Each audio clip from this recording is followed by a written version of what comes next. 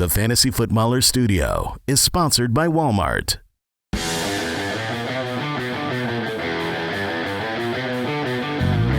Welcome to the Fantasy Footballers Podcast with your hosts, Andy Holloway, Jason Moore, and Mike Wright.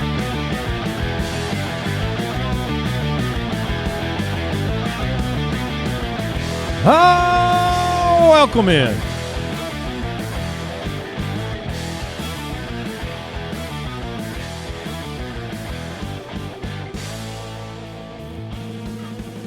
Wednesday, September 24th. Mike, the fantasy hitman, is here. Jason Moore. He made it. And Andy Holloway, that's my name. We're back. Yeah, That's introduced first. myself like I was. Allow not myself to introduce. Yeah. You were bebopping, Jay. You were. The music was soaring through me today. So thank you, Mike. You are Like most Gloria welcome. Estefan. Whoa. Oh, Whoa, don't whoa, get whoa, those whoa, horns whoa. going in my head. The rhythm got you. Look, I can take some compliments, but Can't be group. you can't be lumping me in with that. Yeah. That is Legend. Yes, thank you, Jason. You should dress up as Come on. you should dress up as her for Halloween. Because I did like one of the like pop idols one of the years, and so You then did. you could do like an 80s. I'm gonna consider. Delta it. shape. We Does could. she have a Delta beard? shape. Yeah, no, she does not have a Also, beard. the amount of people listening to our show who are up to date and current with Taylor Swift versus Gloria up-to-date Estefan. Gloria Estefan. It's They not much get of it. a crossover. They do that Congo. Do. I believe All it's right. the conga, but Did I the say Congo, you did. Yeah, that is It's a different That's a place. More of a jungle. All right. We've got a trade episode today, Thursday night preview, NFL news, backup options, and some mailbag. That's a lot. jam-packed. It's jam-packed. We also have a current leader in the Megalo Bowl, Sweet Pickens. Sweet Pickens is in the lead with 472 points right now. Sweet. 472 points. Sweet Pickens. I hope you got George Pickens on your roster It seems with a likely. name like that. I mean, Man. George Pickens, the opportunity for him to secure the bag is It's gone up. it is in front of him. I mean, if he I has didn't think about that. if he has 3 to 4 weeks of okay, can you be the number one guy? I mean, if he goes out and balls out, he will earn himself so much money. That's a really good point. And we gotta watch it all on Yeah. Sunday Night Football. Oh, are they Yeah. nice? Wow. What- Sorry, I was. What are you curious. reacting Mr. to? Walken. Wow. Speaking of golf, so you're talking about 470 points for the Megalo Bowl leader right now, Yes. and I'm crushing in Megalo Bowl in my league. I'm 6-0. I've got more points than everybody, and I'm like just below 400 points. I was like, what place does that put me in? I am in 1,020th place. Tough. It's tough in the Megaloball streets, man. Like I'm not in the top 1,000. No. That's crazy. No. But you're undefeated. Yes, so far so good. And there's a long way to go. So, reminder, you can follow us on X at the FF Ballers. Watch the show, youtube.com/thefantasyfootballers. It's a good chance to get over there. Click subscribe. Click that bell. Be notified when we're live over on YouTube as well. And if you have a moment, we always appreciate your reviews over on Spotify or Apple, wherever you're listening. If you have a minute and you want to help the podcast, drop us a 5-star review, and we would appreciate it. Time to jump in.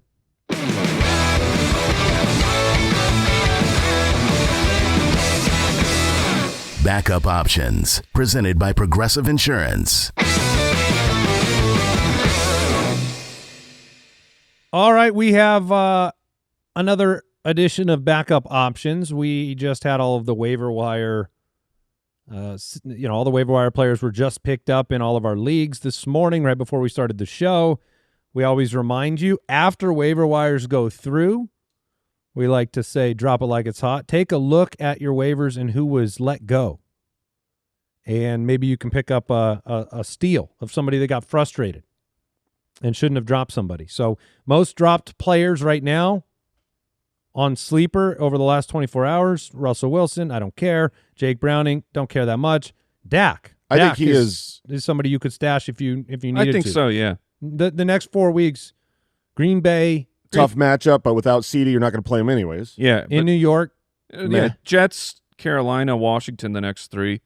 There's a chance. I mean, I'm not currently up to date, like what the bye week situation is for over those, not this week, but then the next 3. But you will need quarterback options, and I would stash Dak. If he were on our waivers, I would have stashed him immediately. Top 6 drops right now at running back. You tell me if you want him on your team. Dylan Sampson. Nope. Najee.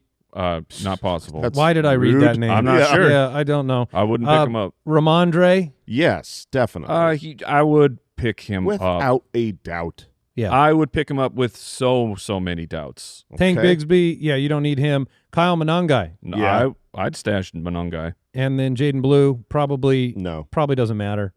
He's No, too not- far removed. Not at all. I mean, if Javonte went down, then you might pick up Jaden Blue, but the starter would be Miles Sanders.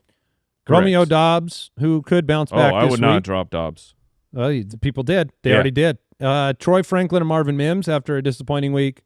I'd All right. rather have Franklin. Yeah, Agreed. I'd get Franklin immediately. Jaden Higgins, That's fine. there's not really a path. There just No. isn't. I mean, now you got Christian Kirk. Yeah, And then you've he got came in Hutchinson way ahead of and- him. I mean, like Higgins. And they can't. They're horrible offense. Right now. Higgins had his chance to try and steal that starting job, but he did not take it. Yeah, they cannot pass the football. No, C.J. Stroud is a whole discussion. He is. Did you see? I shared it in our Slack. The Anthony Richardson v. C.J. Stroud numbers over the past 15 games or whatever I it don't was. remember what that one this was. is good, Mike. You got to bring it up. Let me give me a. Okay, I got it. Okay, Richardson probably hasn't played 15. This was in 15 career starts for Oh, Anthony okay. Richardson. So he did play this, 15 This was games. a tweet from John Davis from Colts Report. Anthony Richardson in 15 career starts. Now it's of course very dumbed down, but 8-7 record, so winning record, 21 total touchdowns, 13 interceptions. C.J. Stroud in his last 15 starts, 6-9, 15 total touchdowns, 12 interceptions. Yeah, he's actually not playing good football. No, he is not. And we've done all of the blaming of other things so far, like the offensive line, the fact that Tank Dell and Stephon Diggs went out, and like he's got weapons now. Yep. So I went back yesterday and I watched every snap from Stroud, every passing snap from Stroud, I should say, because I wanted to know for Dynasty, on the Dynasty podcast, how did he look? Because he's been terrible. He's been objectively bad, and I feel like he doesn't have weapons. He had Nico out there who had a drop or two, had a bomb touchdown. Stroud to me looked like he is still good, but he doesn't run the ball. His offensive line is many pieces away from being deep. They are tremendously bad. And outside of Nico, there just felt like there was no running game, no running back to dump the ball off to. How fast did Dalton Schultz look? Dalton Schultz was like a locomotive getting started.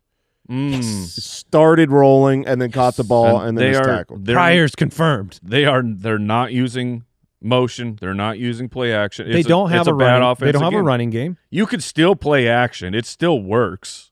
But I mean, it would help if Joe Mixon was there. This would be a better offense by a lot. Yeah.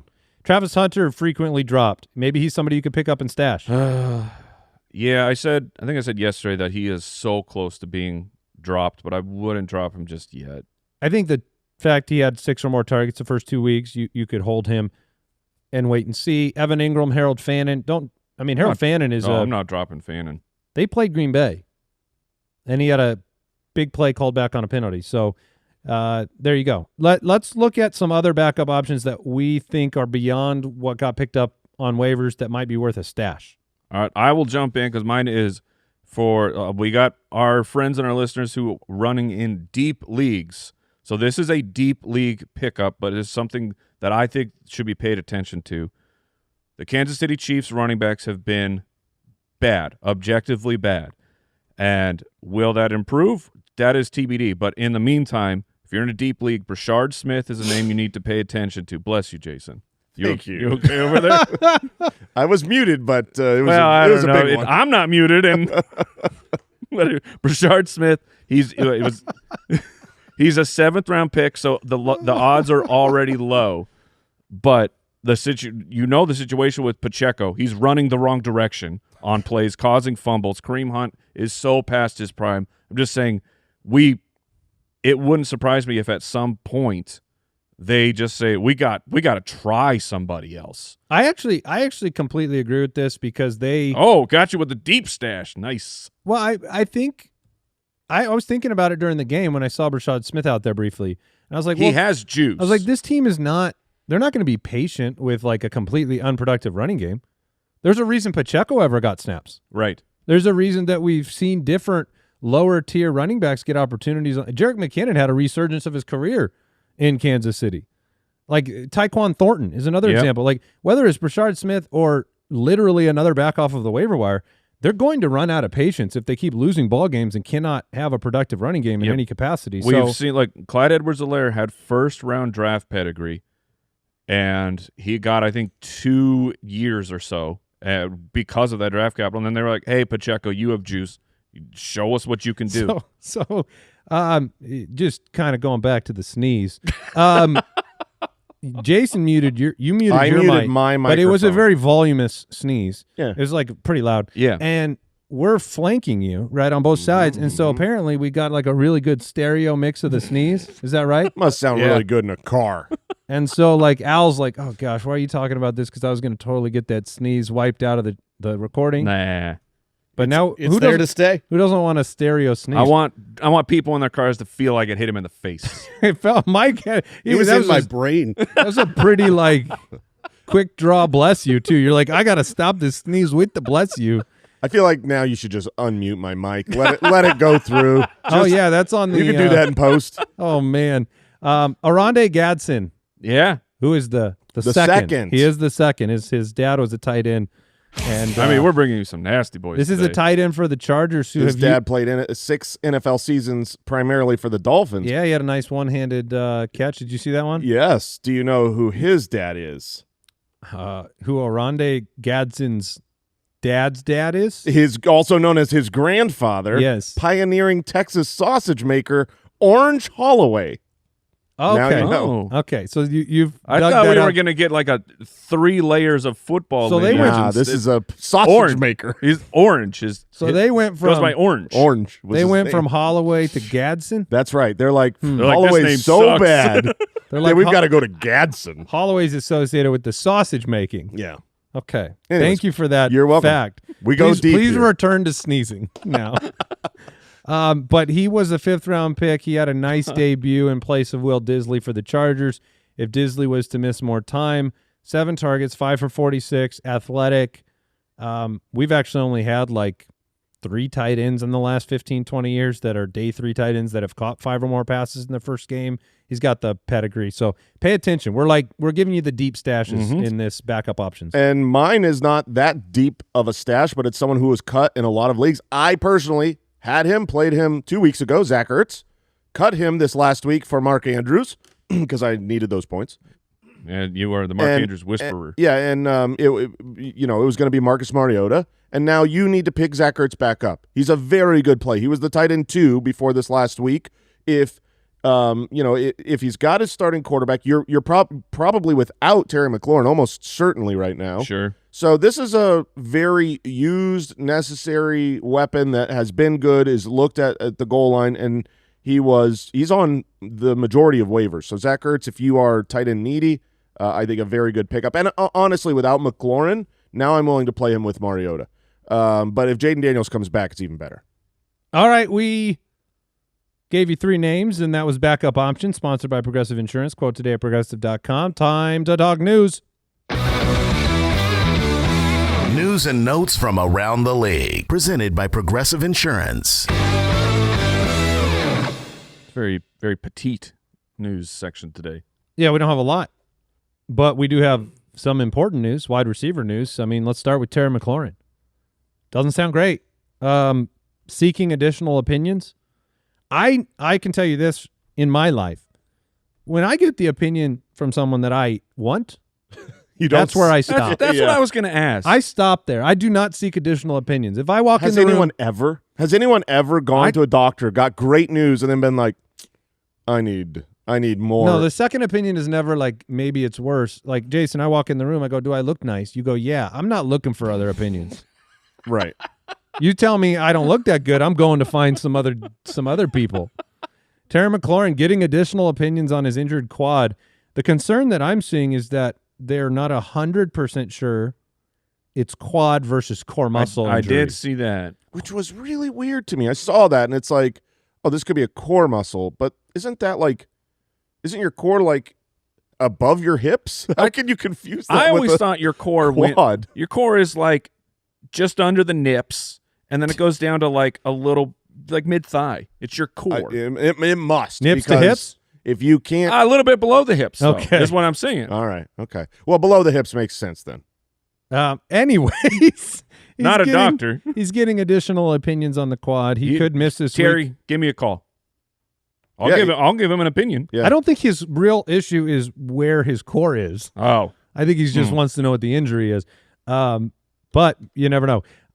Chiefs are optimistic Xavier Worthy will be able to play a limited role in the offense while wearing a small harness. It's just not the best sentence for confidence for it's fantasy. not. No, we had talked about like when Worthy comes back, he's so needed right now. I mean, you just watch these Chiefs and see Patrick Mahomes running because he doesn't have someone to throw the ball to, and you want to plug Worthy right in. This is actually a really good report because it's going to stop people from doing that. It's going to stop people from the first week he's back throwing him in a lineup thinking maybe you can get something deep, maybe you can get a bunch of little dink-a-duck screens and PPR leagues. Like, he's not going to get enough work his first game back if it's soon. Falcons head coach. This is now something we say, so that tells you where we're at with Atlanta. Falcons head coach Raheem Morris said Michael Penix will start week 4. Oh, goodness gracious. You got to answer that question with, I'm not answering that question. We have a quarterback. He said Kirk lost his job last year. We're not even close to that with Mike. He had a bad game. So there you go. I mean, he did have a bad game. I'll give him that. That's just, it's upsetting by the media. Yeah, it is Like, a little ask bit. It is better a little questions. bit. Yeah, it's not. I mean, it's the inevitable question every time. This is what not trading Kirk. This is why I thought Kirk was 100% traded. Yes, because you had to get rid of this. It's because I didn't want this to happen to them in week 4. Is you can't have the player sitting back behind. Yeah, but then they overvalued Kirk Cousins. Yeah, that was News and Notes, sponsored by Progressive Insurance. Quote today at Progressive.com. Progressive Casualty Insurance Company, affiliates, and third-party insurers. Not available in all states or situations. Coverage subject to policy terms, limits, and conditions. I told you we had a trade episode. Let's do it.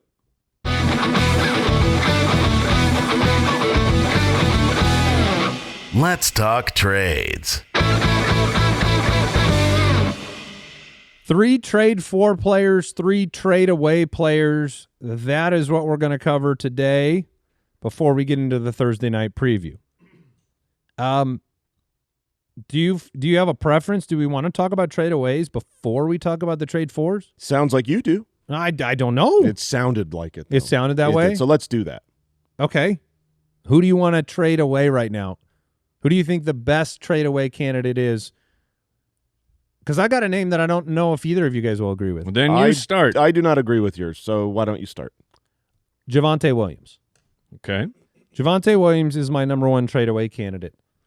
And unfortunately, there's always like a direct correlation between trade away and I think you're bad at football. I'm not trying to make that case. I think Javonte has surpassed expectations. I think he has looked good. Sans one fumble / handing the ball off to Chicago. I mean, he has looked really, really good. Now, he has scored 3 touchdowns. Do you believe in the Dallas offensive line? No. Do you believe that they have the same threat in the passing game without CeeDee Lamb? No. Do you believe he's going to score 18 touchdowns? No. Okay. Those are the 3. Do you believe you can trade him like someone believes that they're gonna that he's gonna score 18 touchdowns? I think because we're at that point now where the kind of inclinations and the first impressions have given way to more established opinions. And I think that's the reason this segment is showing up on heading into week 4. And I think Javonte Williams has gotten a ton of deserved praise.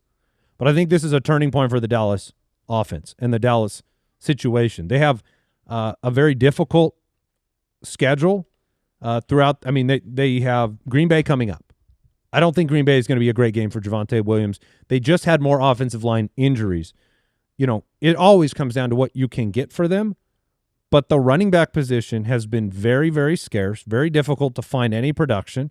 If you were a team that drafted R.J. Harvey or Travion Henderson Ashton Jeanty, who we'll talk about, you are hurting. Javonte has represented tremendous production, and he's highly ranked. So to me, this is your moment. If you're going to get a maximum value out of Javonte, this would be the time. I think you are right that you're going to get your max for him right now. That part I agree with. And honestly, for your play style, Andy, you're a mile a minute trader in the leagues that you play in. This is perfect. This is day trading. This is like you recognize that these next couple weeks, playing against the Packers with next two injured linemen and no CD Lamb, it's not going to be a good game. Here's the next four. Green Bay is the number one team against the running back position. Then it's the Jets, who are 12th. Carolina is 6th. Washington is 8th. Carolina is not a good run defense. Maybe the first couple weeks. This exact same thing happened with them. Or we've seen this with teams that are not great defenses. I mean, it's not like Bijan blew up on them last week. Right now, they're giving up the 6th least fantasy points. That's all I'm saying. My pause to move Javonte away is that it is not just an overwhelming efficiency on the ground. Like, he is so important to the offense right now, and the targets of week 2, 7 targets, week 3, 5 targets. Like, that is those types of numbers for someone who is also getting the bulk of the carries, it can be pretty difficult to find. So I agree with the sentiment that you'll see a dip in value of Javonte after this upcoming week, because it's probably going to be pretty tough. But at the same time, like, because CeeDee Lamb's not going to play, is Javonte going to see another 7 targets in that matchup? And he might just half or full point PPR his way into being an okay type of performance. Yeah, I like the target totals. Those are I don't delightful. like the yardage on the rank targets. Really high for it feels more like a Chuba situation in the passing game. 5 for 16 last week. Maybe. What's so difficult with Javonte is coming out of college, that was something he could do. Like, that was a part of his profile. Chuba is that's never been part of his game as a running back. Javonte was a fully well-rounded running back who just had his entire career derailed by a knee injury that he couldn't seem to bounce back from. And through 3 weeks, it looks like he has bounced back finally. Well, we saw it last year. Last year, Javonte had a ton of work in the pass game. 70 targets, ended up with 346 yards. I think he will get a lot of PPR value, but not. Right now he has the 5th most targets at the running back position. That's a tough one. Chuba has a higher yards per catch career-wise than Javonte does. That's all I'm saying. Oh, yeah. I'm saying he's going to get the targets, but it's not necessarily going to be the big plays. And so I do think it's the opportune time to trade him, because I don't think, like I said, I don't think that their offensive line that is getting weaker is good. I think he's not scoring 18 times, and I think that this Dallas offense is really going to struggle for a long period of time. So and I think just a quick reminder for everyone, trade away does not mean fire sell these players. Correct. Right. This is an opportunity to see who will give you maximum value. Right. All right, we'll take a break and come back with your 2 trade away candidates, and I'm really sad about Mike's. Lowe's knows Sundays are for football, so tackle your home improvement projects by Saturday and earn your Sunday with great deals on Cobalt power tools, Pit Boss grills, LG appliances, and more. Then, once your to-do list is done, get ready to kick back, relax, and enjoy the game. Shop in-store or online now and earn your Sunday with help from Lowe's, official partner of the NFL. All right, 2 more trade away candidates, then we'll get into our trade 4 names. But, I teased it before the break, Mike. I don't like it. Sure. I probably agree with it, but more like secretively. Like, I don't want to publicly agree. I gotcha. We'll go. We'll start it with this. He still is extremely exciting. Jacory Croskey-Merrit, a.k.a. Bill Croskey. Oh, no, Jamie. Bill Croskey. You don't got one for me today? Oh, I didn't know we were telling jokes. You didn't know I was talking about show. Bill Croskey? You're supposed to have one. You didn't know we were telling jokes on this show? You're supposed to have one. Bill Croskey could get a Big Mac from Burger King. Okay, thank you. I think that his name still carries some value, some trade value. Of all the guys out of Washington, he is the one that I would want. So again, this is not a fire sell of Bill Croskey, but there are some things that I don't like. 0 snaps on third down. Like he's probably not going to be anything when it comes to the receiving game. Yeah, how many catches does he have on the year? Do you know? Is it 0? It's probably 0. It's 1. Oh, it's 1? It's 1 catch for 5 yards. Like that sucks. He has, when he's getting opportunities, he's looking good. But it's just it's strange, right? Of Chris Rodriguez from a healthy scratch for multiple weeks to 2 of the first drives. Perhaps it was a make good with Rodriguez. That's to be determined. The biggest thing with that for Bill that I'm concerned about is while he has to play his way into being the main guy, his schedule is rough. Like Atlanta right now, I know last week was a disaster, but like they've been good against running backs. The Chargers, Chicago. You do have 2 plus matchups, at least based off of how defenses are playing right now. You have Dallas in 4 weeks, but then Kansas City. That's, I don't know if they'll be able to. I think Kansas City will turn it around. But then after that, it shuts down even more. So while we're only 3 weeks in, and you don't want to make concrete decisions about schedule and who defenses are at this point, got to kind of start making some decisions about how things are trending. And for the trend of the Washington running backs being a 3-person timeshare with the schedule, I think I would try to get out if I could. Do you think you think what would turn it for him would be a couple of big runs? Do you think if he had like a 65-yard touchdown run or a big play that he would start to force their hand a little bit in the running game? I would think so, but that also happened in week 1. You had, the very nice touchdown run that he had, and then as they were closing out the game, he was the one who broke off a huge carry that like essentially ended the game. And then he was rewarded the next week against Green Bay with 4 carries. Their schedule's pretty brutal. That's what I mean. 4 out of 5 games on the road coming up. And it's like after, after Kansas City, Seattle, Detroit, then after the bye week, Denver, Minnesota, a game against Philadelphia right in the middle of your fantasy playoffs. He's a player that you don't have to trade, but if someone is interested in thinking that Bill's going to take over and be the main guy for Washington, I might try and get out because the passing work freaks me out. And we still don't know if he will definitely be the goal line guy over Chris Rodriguez. Jason, you said thank you for your service. Mm-hmm. 6 for 109 and a touchdown. Yeah, I got a sweet trade offer for this guy in League of Record immediately. I have been trying to unload my trade-away player, A.J. Brown, who is... You're trying to capitalize on the big week? Yeah, he's awesome. He obviously hasn't lost anything as a player. You saw that this last week. Breaking tackles, stepping over guys, mossing guys, 100 yards, a touchdown. I can't tell if we're getting pitched right now. No, but this is the pitch.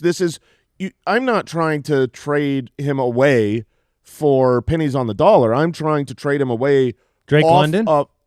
Would you rather have Drake London? Yeah, because that situation sucks too. Drake London's situation sucks. I think you should be able to get Drake London plus something with how bad he's played.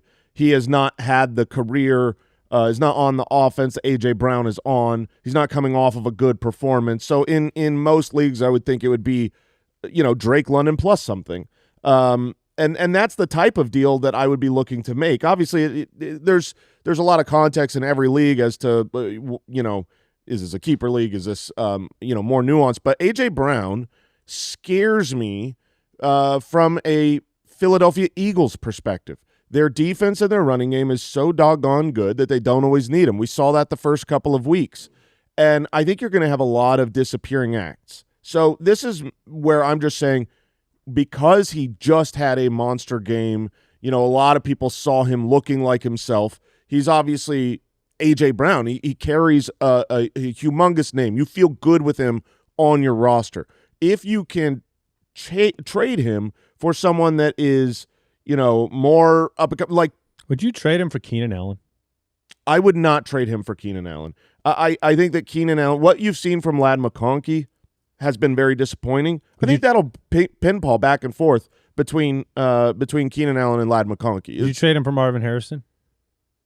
I mean so these are the type of players where I'm looking to trade. If I'm going down, if I'm going to another disappointing player, I'm looking to get them plus something. Marv plus something. Ibuka? Yeah. Would you trade him for Ibuka straight up? Straight up for Ibuka. You're think getting I pitched would. right now. What's that? You are definitely getting a trade offer in your. No, I'd rather have Ibuka. Oh, okay. Yeah, I think I would With trade the injury him. to Evans, I think I would trade it. him for Ibuka straight up. You can send it and I'll decline it. Yeah, there you go. I also think that I dare you to send it. he's a great name. Take it, and then I take the offer. Oh, that'd be that would be the most amazing. I'll go show you how fast I declined this offer. Accept. Gotcha, sucker. That's how I trade. But he's also someone that coming off of a big game with a big name, you can trade him plus something to maybe elevate, to maybe go up a notch. You know? Yeah, you throw A.J. Brown plus somebody that, maybe a younger player, A.J. Brown plus Keon Coleman, A.J. Brown plus and try Zay to Flowers. Try to go, to someone that is looking like, hey, he's going to be a stud this year, and it's okay because I'm giving you a stud in A.J. Brown. A.J. Brown's going to have tons of great games, just like he did this week. I am not calling A.J. Brown a bust on the season, but I think it will be a very If you offer his me consistency score is not going to be great. No, because there'll be disappearing acts. Yeah. If you offer me Jonathan Taylor and A.J. Brown for Ibuka, I'll still turn it down. I promise. All right. I'm gonna. I'll make the offer if you want to send that through. All right, let's talk about some trade for candidates. How about that? Sure. Oh my gosh! For a moment there, I genuinely thought, Mike, you had put Javonte Williams in as your name, and I was like, we really got to get talking about what we're doing on the show here for a second. No, I can start because the generous trade offer that I received from Jason was for my player, which is a trade for player. Which is a trade for player. Oh, so he was trying to do what also my second round pick. Okay. It was looking for Garrett Wilson plus. Yeah, my trade for sometimes you have to buy players high. That is part of the game. Like we all want to trade for players when they're the lowest in value and see them skyrocket. We all want to buy a penny stock. But sometimes you got to buy a big boy stock, and I think that Garrett Wilson is here to stay. He is currently the wide receiver 9 on the season. Yeah, in terms of these are the. So your trade for is Garrett Wilson. My trade for is Garrett Wilson. Now, target share, percentage of team receiving yards, percentage of first read targets. Like he is right there with Puka and JSN. Of course, his quarterback play is not the same as those guys, but if you don't have the quarterback play, you better have an amazing amount of opportunity. And then Kyle was digging in, and part of our concern with say Marv, we're not getting any layups. And that was part of Garrett Wilson's problem too. From 2022 through 24, he was running a go route, which is very valuable if you catch the ball, but low percentage odds that you're going to come down with it. In the mid-20s. Through 3 weeks, he's only running a go route on 7% of his routes, which to me, when you pair that with the quarterback play, that is good management. That is, I need to make sure that my best player is around my quarterback and can get the ball, and then he can make something happen.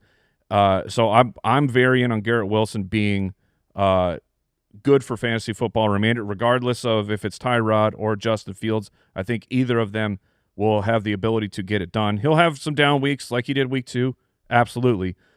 But the way that they're utilizing him, I think that it is more here to stay than it has been in the past for Garrett Wilson. And on top of that, his schedule is quite juicy. I warned about making, concrete things about the schedule. But again, trends right now where it stands, I think the Jets are the 4th or 5th easiest wide receiver schedule moving forward. And then his fantasy playoffs, as people like to talk about it, at Jacksonville, at New Orleans, and then against the New England Patriots.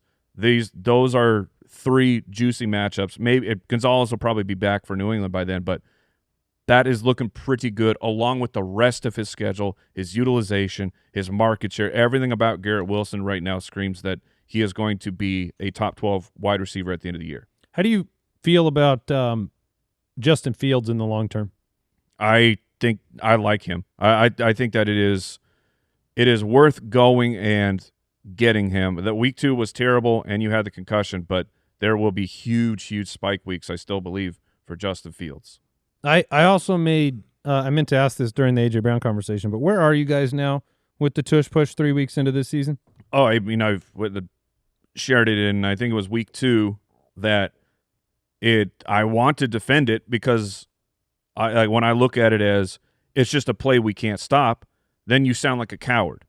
But the amount that they are doing it and the amount that they are getting away with offside or false starts is like, you can't keep doing this, and you can't make the refs call a false start every single time you're doing the play. I think that's kind of the part of their shtick is like, okay, go ahead, call it every single time. Like, I dare you to try and do that. People will be so mad about the product that they just don't do it. So I can't wait to watch it this week, man. It will be gone next. Did you see who Tampa Bay signed? Oh, 490 pounds. Desmond Watson to the practice squad. Yeah, right? baby. They're going with the big goalie approach. Like, yeah. In the Move NHL. this. Like, why haven't we tried just putting a like a sumo in the goal? You have to have one giant dude on every roster to stop it. What are we doing? Nobody thinks this is fun to watch. I agree. I tried to defend it, and then they just abused it. My trade for candidate, it was a trade for going into last week. It's a trade for going into this week. It's Ashton Jeanty of the Las Vegas Raiders. And you know, I understand how frustrating it's been. He's the running back 33. He was Jason's 2 for 2 consecutive years in predicting which rookie was way overdrafted. It was Marvin Harrison last year. It was Ashton Jeanty this year. That's been the case. And do I think it will be smooth for Jeanty? No, not really. You talk to Raiders fans, Raiders reporters, I don't know if they can stop talking about how bad this offensive line has been, and then connecting it to the potential nepotism of Pete Carroll's son, who is coaching the offensive line, and how he needs to go, and how this offensive line is the major problem for the team. All that being said, it is hard to find true bell cow every down backs, and Ashton Jeanty is one of them. He scored 1 time on the year. It has been tough sledding, but the player, Jason talked about it on Monday, I think. Ashton Jeanty is very, very good. Yes. He is making the very, very most of a really difficult situation, and I think you're going to see some improvement from both the offensive line, from his production, the touchdown numbers, and the kind of getting into the flow of this offense. It takes time for rookies. There's nobody to threaten him. Raheem Mostert hasn't seen a snap. Zamir White, we've been there, done that. Laube, come on. I don't like that. You know, I think he's the perfect buy low right this moment because we got a really pedestrian week from him again. But the attempts and opportunities, I think you're going to see the targets go back up, at least 4 or 5 targets a week. And, you know, it's been hard. It's been frustrating. But I'm actively looking to pick up Ashton Jeanty because I think that the schedule is going to lighten up a little bit and they're going to figure out how to utilize him better. You are smirking a lot. I don't really know. Because you have found your Ken Walker. Oh, gosh. Welcome in. Why is that my Ken Walker? Oh, I get it totally. Because it's the exact same argument that I've been making for Ken Walker. Ken Walker's argument is all based on injury. Yeah. If Ken Walker never got hurt, I would not be on the opposite side of Ken Walker. The inefficiencies. I get that part. Yes. And you're like, dude, yes, the talent. I'm telling you, it's the stupid offensive line. The talent should overrule at some point in time. And there are plenty. There's already plenty of carries of seeing Jeanty where you're like, that is a special player. He's been hit at or behind the line of scrimmage on 57% of his rushing attempts. Is that him or Walker? Probably both. That's exactly the Walker story. Yes. Yeah, but yes, it is. Look, it is because offensive line matters so much. I mean, you look around the league right now. A frustrating. I would trade Javonte for Ashton Jeanty. You look at the teams that might go through. Wait, who would you trade? Javonte. Oh, sure, yeah. And I think that's one that might go through. I think it might. You might be able to one-for-one that. I doubt most people that spent what they spent on Jeanty that are 0-3 go on. No, I get it. I'm not saying don't offer it. I would offer that. I'm saying I think more often than not it will get rejected. But if you can get that to go through, I mean, look, that's not the only name, but I think Jeanty is a target. I think this is the time. I think the sentiment, the fact that any rookie struggling gets so much publicity now with fantasy football. We saw it with Hampton. We saw it with Henderson. We've seen it with Caleb Johnston. I mean, it's like it's almost more exciting to dump on these rookies when they're not performing. And Jeanty, to me, it's just a matter of getting this team and this offense, which is a new quarterback, dealing with the injuries to Bowers. I think they're going to figure it out. I do. Yeah, Brooks just posted Javonte's at 51 total points and Jeanty's at 23. Yeah, if you're ever going to try it, now's the time. You never would have dreamed of such things before the season began. And I don't mind throwing in something with Javonte to make it go over the finish line.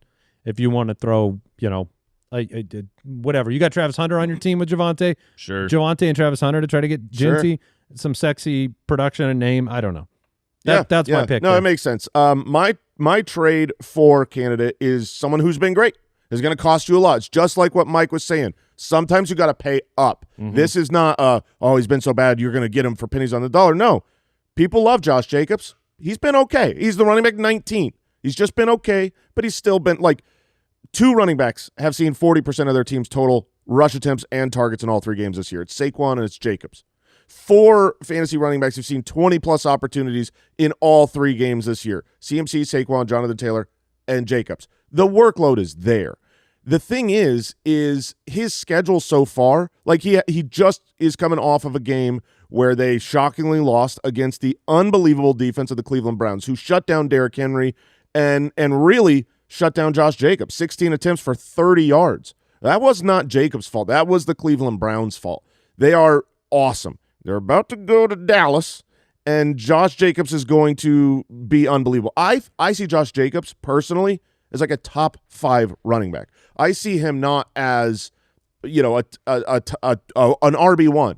I don't know how his situation can be any better than it is. He has a great offensive line, a great offense, a passing game that is kind of struggling, but also a defense that is maybe the best in the league. Right. This is the recipe we saw with Saquon last year. And so I think that my issue I have with Packers wide receivers is just I don't know how much they're going to be needed. Sure. Josh Jacobs is awesome. He looks good, and he hasn't gone off this year yet. He's been the big game. Yeah, he hasn't had a big game. He hasn't had a top 10, single right? game of – he hasn't had a top 10 performance, hasn't scored 15 fantasy points on a week. Welcome to Dallas. And the rest of season, Packers have the easiest rest of season schedule for running backs. Their upcoming schedule, Dallas, nice. Bengals, Cardinals, Steelers, Carolina. Like, okay, let me ask you. I've got some real quick. I've got some things in mind. If I had someone who has been going off and is a stud, a Jonathan Taylor. I was just going to literally read you the names that are finished above Josh Jacobs on the year. Jonathan Taylor, James Cook, I'll throw Christian McCaffrey, Bijan, Gibbs, those type of guys. I would be willing to go get Jonathan Taylor and another really good, I'm weak at wide receiver, let's say, and I've got Jonathan Taylor. Go see if the Josh Jacobs team can give Josh Jacobs and a really good wide receiver, because I think I think Jonathan Taylor might finish as the running back. He might be the RB1.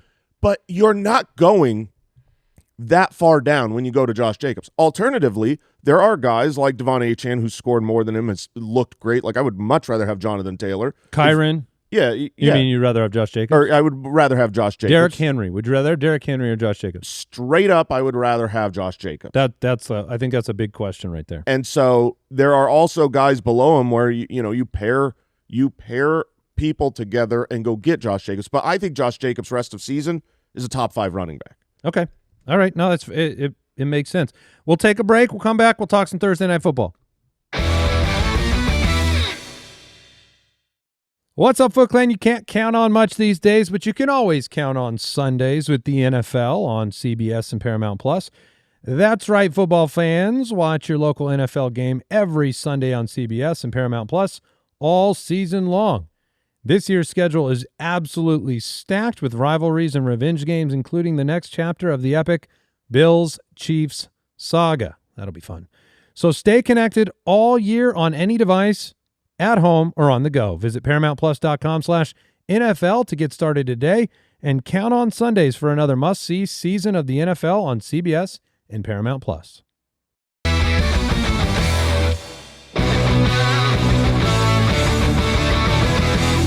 Thursday Night Breakdown.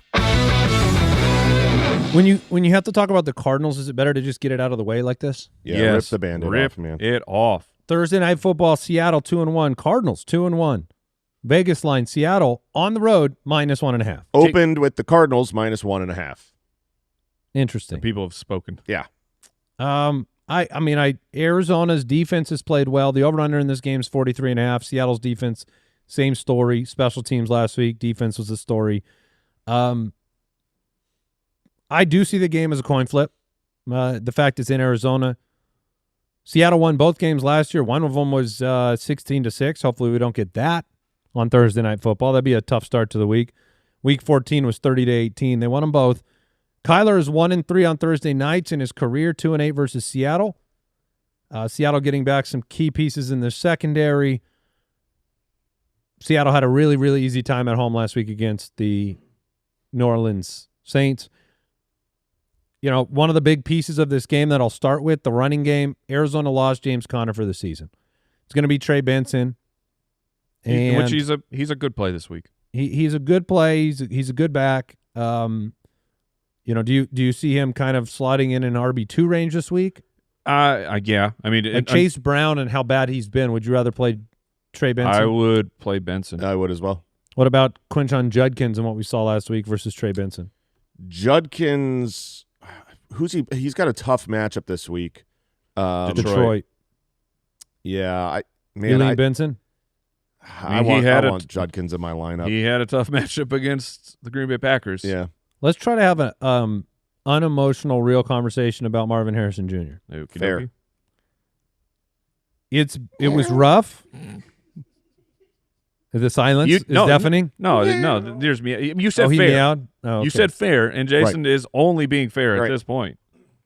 That wasn't me. That was Marv. Sorry. Go on. All right, I'm done. I doubt it. Yeah. Marvin Harrison or DK Metcalf against Minnesota. Tough defense and matchup for Metcalf.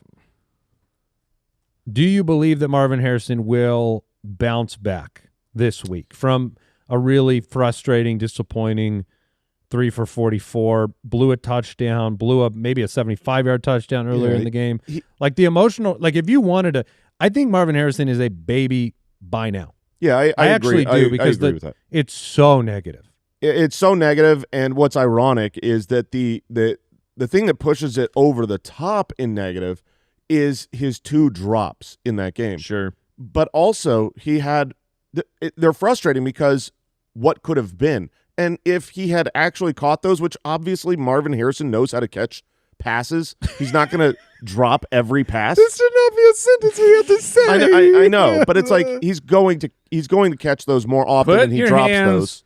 Vertical, my man. And had he caught those last week, it would be the exact opposite. It'd be like, wow, how can you possibly bench Marvin Harrison after he gets 125 yards and 2 touchdowns, which is basically what he would have had. I just sent Mike a trade offer, a 1-for-1 trade offer for Marvin Harrison. You did? And Mike can bring it up, and then you can discuss what side you'd rather have. Oh my!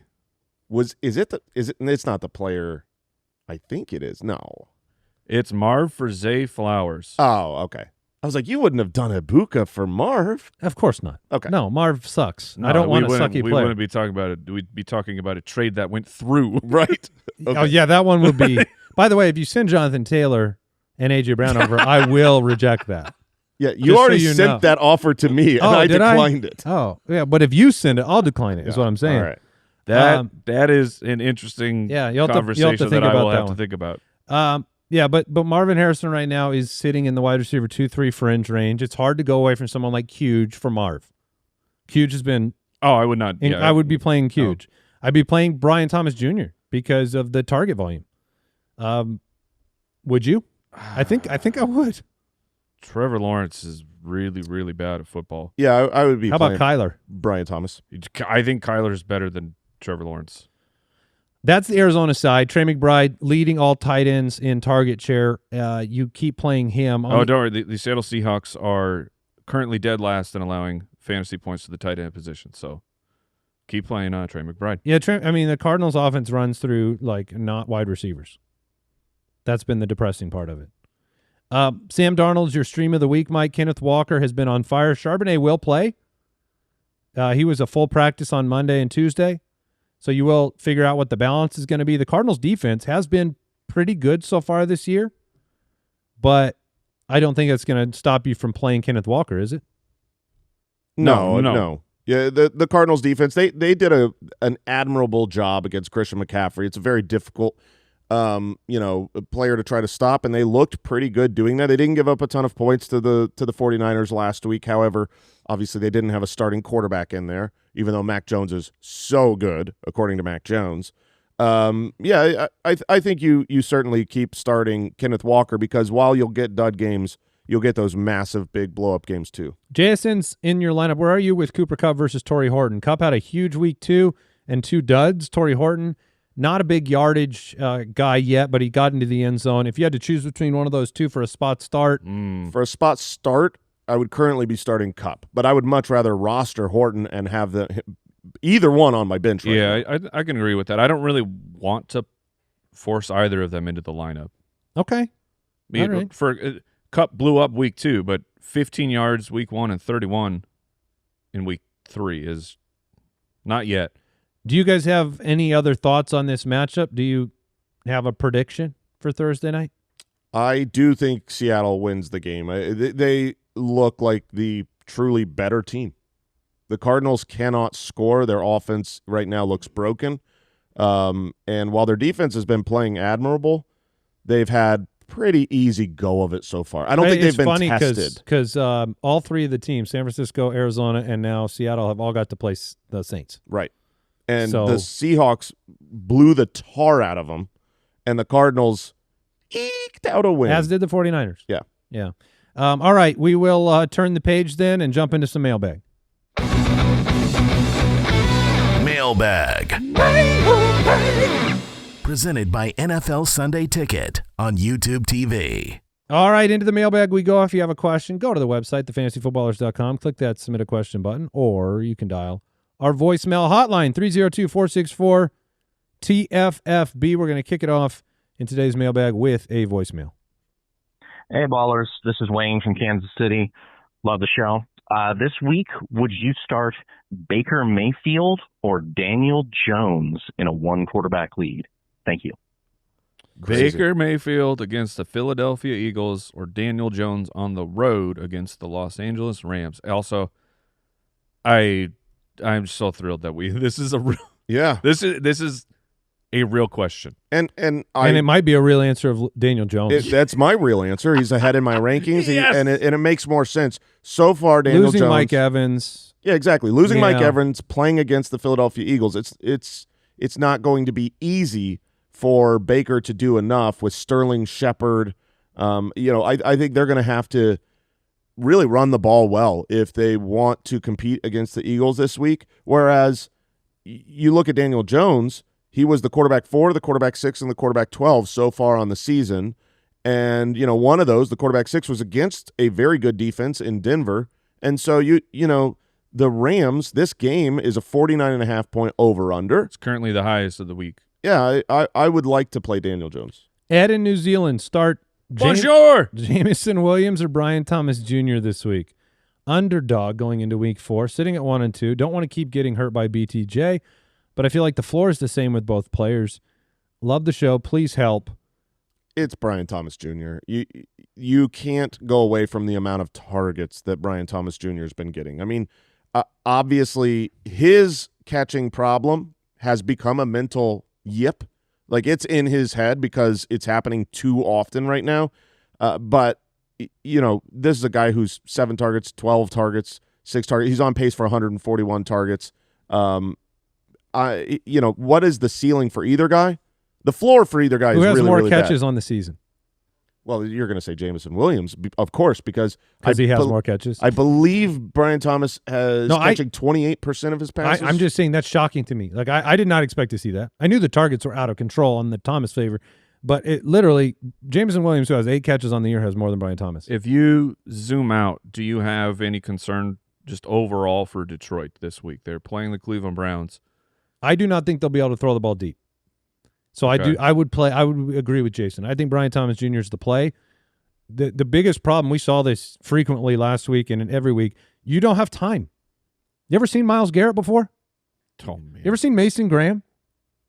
Myles Garrett is a superhero. Mason Graham is making that Travis Hunter trade look like the worst trade in the history of sports. He has pressure on the defensive front for Cleveland. You do not have time. I have wondered that kind of silently they traded so much for Travis Hunter. It was a very good trade right now for Cleveland.